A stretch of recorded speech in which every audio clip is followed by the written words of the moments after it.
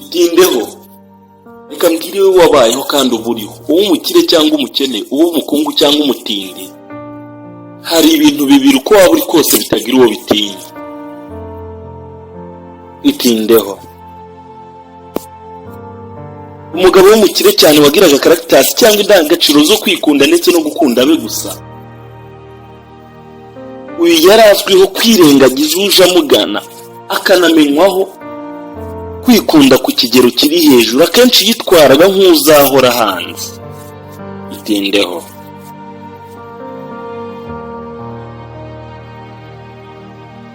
Umunsi umwe ari mu modoka atwaye ari ku rugendo, ashaka kwihagarika bikomeye cyane.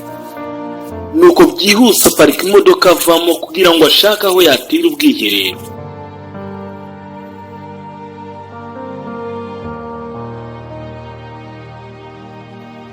Gusa yibuka ko nuje asamba amugana ngo amufashe aho kumufasha ahubwo amuhukura.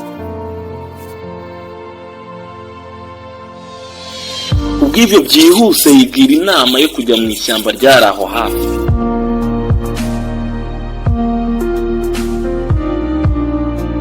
Akigera amasanga iryo shyamba niri. Agisoza igikorwa atarahindukira ngo akomeze urugendo, abona inyandiko kumva imwe arumirwa cyane. Inyandiko yagiraga iti: yavutse Ukuboza 20/1842,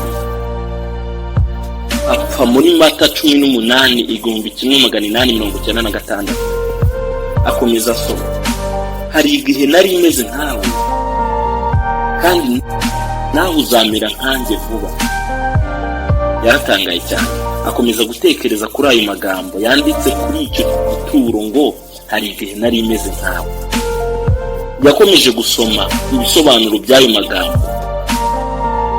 Inyandiko ikomeza ivuga ngo: nabayeho ntinya ubuzima bubi, atinya no kugira uwo nahereza igiceri cyanjye ngo ntahomba ku byo narimo. Numvaga ari igihombo kinini cyane. Hari igihe ntatekerezaga ko nshobora gupfa. Nigeze kumva ko ntari mu bashobora kujya mu mva cyangwa mu irimbi. Hari igihe nahoraga nsangira amafunguro meza n'umuryango wanjye. Sinigeze nibwira ko nshobora kujya munsi y'igitaka aho mbirira iby'uyu muryango wanjye utazi naho ndi kandi nukomerewe.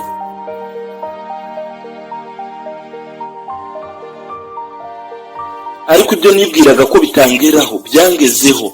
Ubu ndi munsi y'ubutaka muri metero zirenga 3, ibumoso bwanjye n'iburyo bwanjye naho hari abandi ntazi nabonze. Itindeho. Nahoraga mbyuka kare cyane nkajya ku kazi n'imodoka yanjye, cyangwa se nkatembera na famiye ahantu heza cyane, tukaganira tukishimana nk'umuryango. Hari benshi nakandagiraga abo nateraga ivumbi, nabo nasuzuguraga cyane nkaca amazi. Gusa rupfa kiza ari maniga cyane bikomeye, ifura ryinshi, nta minota byamufashe kugira ngo mbe mpindutse umwanda imbere y'ababandi nakandagiraga. Itindeho. Gusa ndimo tsindwa, ndimo mpfa, nta kiza nakoze nigeze ntekereza. Filime yaje mu maso yanjye, imbere yanjye, niyabona kandagiye nabo nagiriye nabi.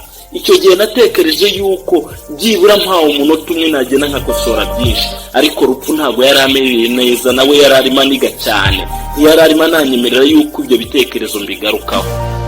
Itindeho. Nkibona filime y'ibibi byose nagiye ngirira abaturanyi ndetse n'abayitwaga inshuti zanjye, natekereje aho nsize umuryango wanjye hagati yabo nagiriye nabi, nibaza bazabitura ineza n'abagiriye nkababura. Ngo ariko vuba nawe uzaba umeze nkanjye, turi kumwe muri iri rimbi waribagiranye mu bantu. Ngo nuko rero urimo ukomeza urugendo rwawe, ntusibagirwe ko nanjye nari imeze nkawe, kandi nawe uzamena nkanjye vuba. Itindeho. Umugabo asohoka ishyamba yumiwe cyane, afite ubwoba atitira. Ntiyari agikomeje urugendo, yahise asubira mu rugo araryama bitunguranye. Itindeho. Ibaza ari wowe. Inama kuri iki: some people think that they will live forever. Hari abantu bazi ngo bazabaho by'iteka ryose. abo bagakora bibwira yuko bazabaho akaramata. People, be attention. Igicuruzwa kimara igihe kirekire mu iduka ariko gifite expiry date cyateganyirijwe. Expiry date ntabwo wowe uzi igihe cyawe cyo kuba expired. My friend, either yes or no, you will be expired one day. So better do the right things in the right time. Nshuti yanjye, umunsi umwe uzaba expired. Icyiza uri bikwiriye mu gihe gikwiriye. Ndabakunda cyane, yitwa Olivier. Shalom.